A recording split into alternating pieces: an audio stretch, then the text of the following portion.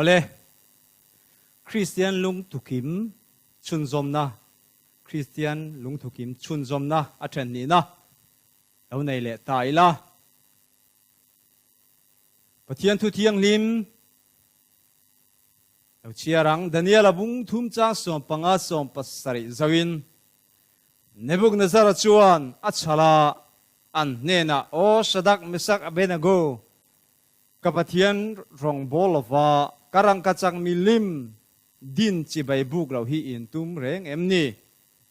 Shadak Mesak Abednego te chuan lal chu an chala a nena o Nebukadnezar he thu a hian kan chan che po angai lo ve kan pathian arong kan bol thina chuan ro tuina mai puya min chan chuak thei sia ikuta ta po olal ber min chan chuak mayang chutilo po ni sala olal ber i pathian rong kan bol don lo fa irang kachang milim din po chu chi bai kan buk hek lo wang ti hi hriang che an ti ya athu kan chirtelal panmal mi som saro se amen ole tum keta ti kha kan chun som le don ta ni kan Kristian na hian kan tum tat khawan poimo tak em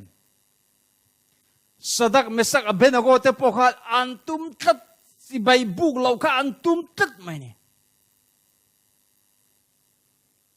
milem chi bai buk lo an tum kata milem ma kun lo an tum tat mai ni chu an tum tat na wang chuan Nebukadnezar po athinarim em mai ni chuti chuan Daniel thian pathum te chu mei puya pai thu apea hela hian mak em pathian thil ti mak awmani khamo mei pui cho le to ti sa turina han thuan pe an han ti sa tak maya Puang lomin mi pathum te chu mai puyan paya a pai tu te pon thi thot mai ne an pai lu te khan thi der lo mai a makani tu mo a pai lu tu ten thia a pai lu ten thi lo ni chu pathian ming fai nam ro se pathian rin chana pathian thuang om tum kat tu te pathian choi moi tu te chu lal pan lo choi moi ve ni pathian ming fai nam ro se mei puya khan an tu hlom reng mai khamin kar mai pui sa a pai tu te le an pai te in kar thi si lova a pai tu te thi si kha pathian thil ti mak ro pui tang mai ne a chunga chuan an hlom rei lo ti hian a lo so ya Daniel bung tum jang sam ne le paroka ani chuan ngai te u mi pali phela meila ya vai ya na hau lovin ka muwa apali na landan phei chu pathian te fa pa angani ati ya hallelujah Nebukadnezar hian mei pui chu a khan mi pali mu ni chu phel puang lo mani na kha phel alo mutkat me chumi a chuan apali na chu Isu Krista pathian te fa pa angani ati Isu Krista chu ami te veng him turin mei puya alo in pha ni amani hallelujah afan poimo tak em un hadu tak hey Pharisee nun ni lo milem besu ti lal pa thu kha milem biang lo kha Pharisee thil ti chan dam tum na ni lovin pathian thu ani chu kan tum khat apoi mo ni lal pa na soi anga kan kal kan tum khat na hi pathianin alo ngai hlua Daniel ten lal chole wein in thite ei lo an tum khat chuan tum khat na chu mal som na mitam taktan po mal som na alo then pha ta ni avan poimo tak em tum kata kan ni poimo kan nun kan Kristian nun ko hian pathian ti fo pa angani ani chuan I su kha redon lova ma se kharo pui tak maya mei chungo ma kha a fa mutlat mai ni chu Nebuchadnezzar hian a ro pui khop mai ni chuwang chuan tum tat kan nun a hian tum tat nun hi kan nei poi mo ni phufing te bung som ni le patum chang som ni hi ka zoin wain he mi te zinga le sa he mi te zinga tel su zurui mi te le sa he mi te chu an lo re thei don sia ngui nen puan chia a sin tirang zule sa chen kan tum to lo na kan tum lo na kha thil ti chan dam tum na ani lo farisai nun po ni lo in lo kan tum khat na kha Kristian nun ani hallelujah Kristian nun ani oi mo em mai ni tum khat na nei lo reng reng te a lo tin thei lo chuwang chuan I suan nen thleng thei tur chuan pa nen thleng tur chuan ni tinin se te na ne na kan in do na konga ne na kan chan thei na tur kan tum tla ta poi mo tir ko pola pon alo soya thisen chuo khopa sual do tur te thei to pa tran la turin min du ani poi mo tak zeta ni ti kha kan soi non mol duwa Chronicle panina bung som ni chang som ni tin atu ka chuan zing taka thowa te ko thaler aluta tin akal lai chuan Jehoshaphat chu adinga o judami tele Jerusalem mi te u ka thunga thara u lalpain pathian chu ringula nget takini nom don nia azol ne te chu ringula mungil takini nom don nia lalpa pathian rin hi nget taka om nania azol ne rin hi mungil nani pathian ning fainam ro se lalpa pathian kan rin na hian bai sei na kan ne ya chu kan bai sei da chun tum khat na kan nei poi mo ta ni chu mungil na van poi mo ta em nget taka om na lalpa pathian rin chu nget taka om na ni Daniel le thian te po an het cher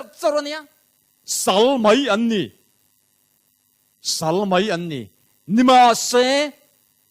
lalpa thu bo chia jule sa sabol lo te ya jule sa te in ai chuan tui sik an thlang so ka ni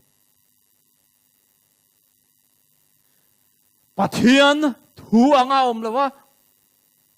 nget taka om lo ai chuan thì bộ khăn thăng ta nị chú apan poi mo em chú vang chuan pathian a kanin nga hi apoi mo tak sada zolai thu pathian thu kan mui ngil na tur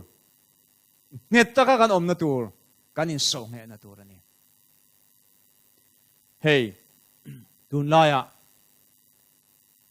setenan kan pulpit kang alua thu soi thiam tak Bible rula thu dik lo mi te ngai ven lo do wangin maksak tak thu soi thu hil an tamani min dot po huai sen taka an soi ngam chuan a oi tok an om zel dot po huai sen taka min an puana an hil chuan lo oi tok an om zel chu wang chuan kan in nga na nge taka kan om theina turin lalpa pathian kan rina Bible te ngun taka kan chira tong trai na nen kan sir ngai ni kan tap chak zola mani tongin Bible kan chir kan sir thei vek lalpa ke mani en puang thei vek lalpa chu kan kau e thei lalpa chu kan kau tha thei kan kau tha thei kan bula cheng turin min khilfia turin min ompui turin min ven him turin midang kan ngai ran chuang lo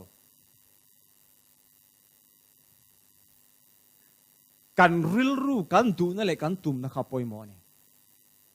Daniel thian pathum te khan lalpa an rin nget taka pathian thuanga nget taka omna milem biak an tum lo tat na milem biak lo an tum tat na kha lalpa na lo hiat saka lalpa churani nu niama mei puya khan athil ti theina ron len ama chu veng him tua aron chuk thane pathian ming fain mo se chuwang chuan Bible zir chuak lo mai la Bible school zirin om lo mai la kan tap chak zola lalpan Bible school zir chuak tukin fin na khia thiam na min pe thai ni pathian ming fain mo se chung ho ai po khia fia thiam na po min pe thai zirti na him lo lakate zirti na him lo lakate khia fia thiam na min pe thai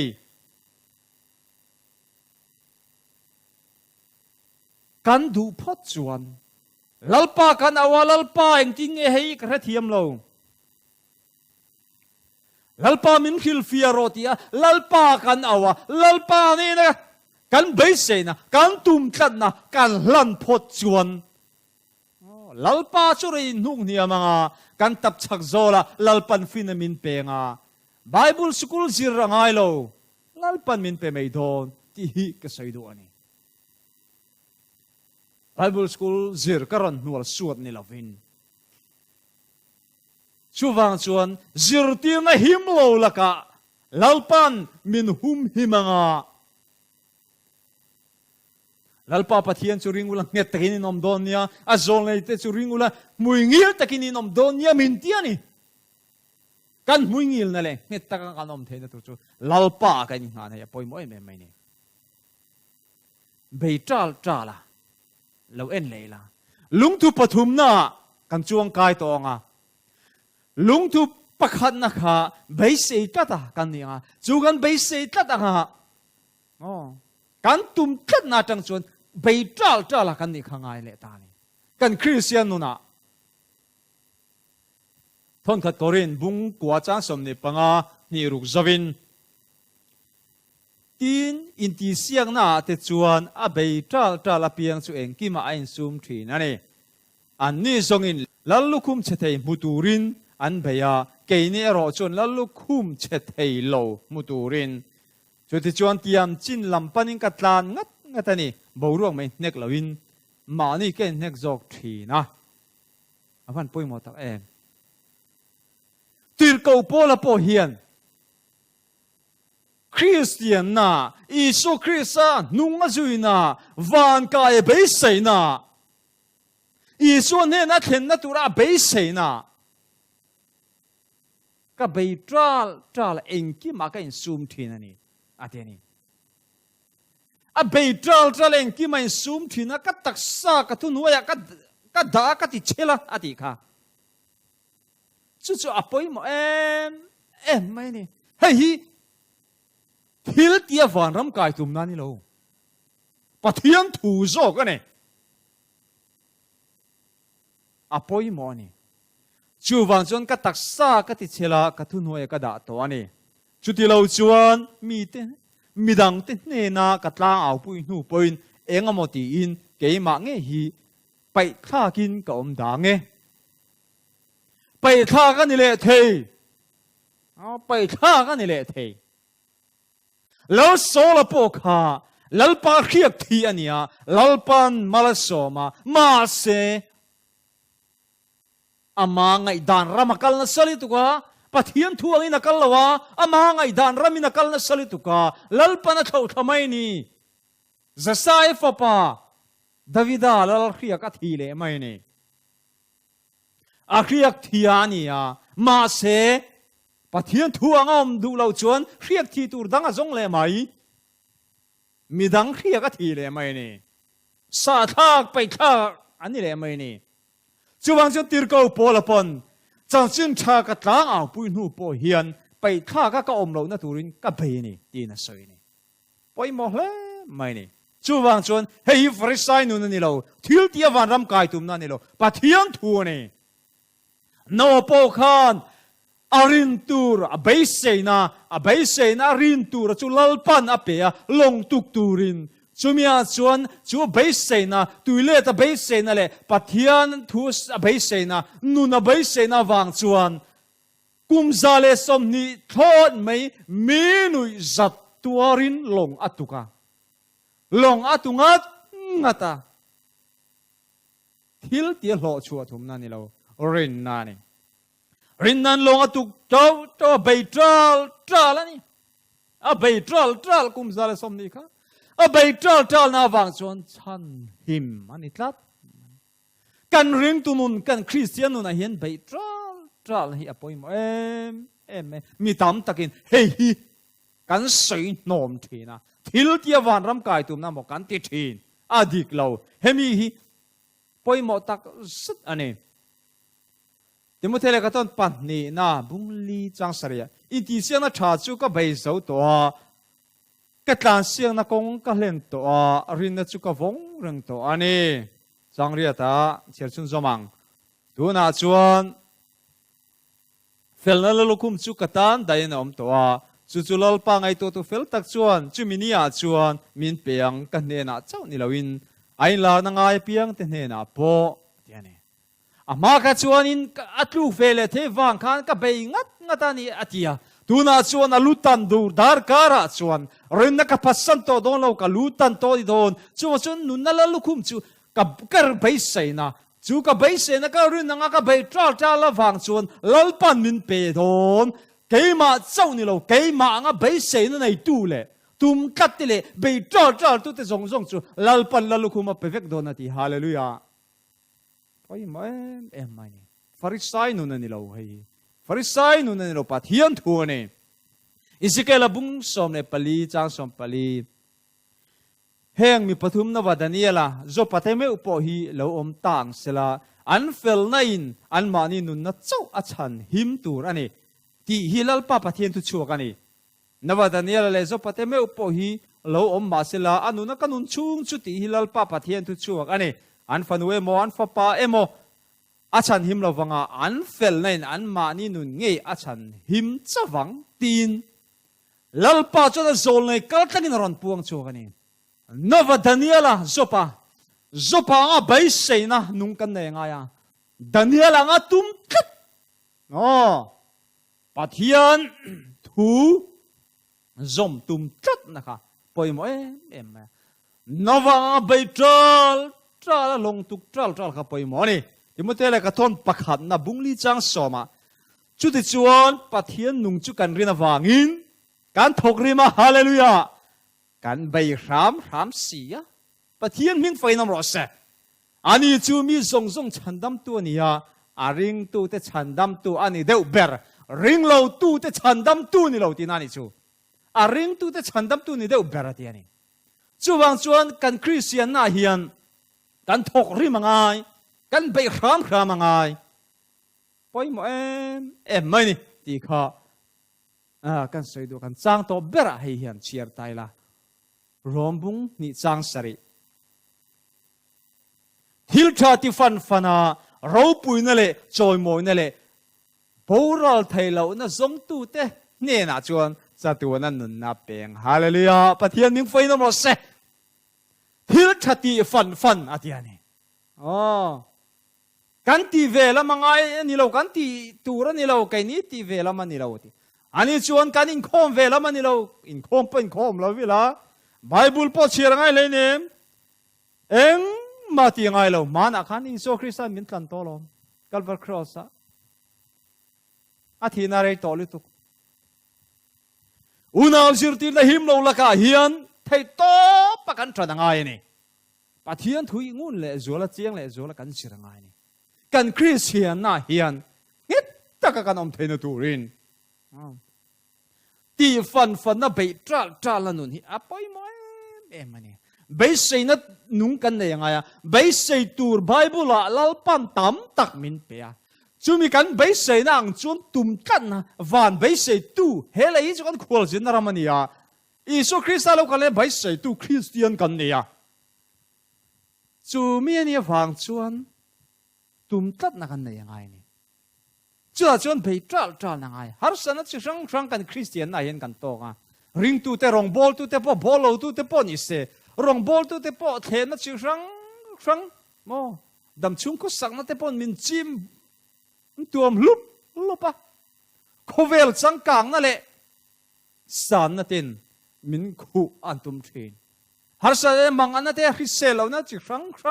ma se chung zong a chuan mo har san na kan to na zong zopa anga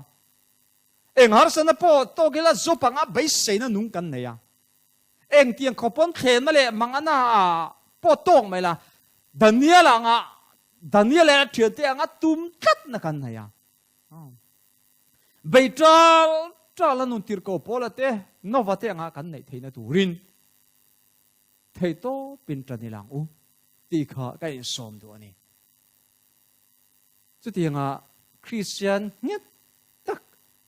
Isu Krista nung zui turin om takani theina turin kan thu soite lalpan malmin som sero se amen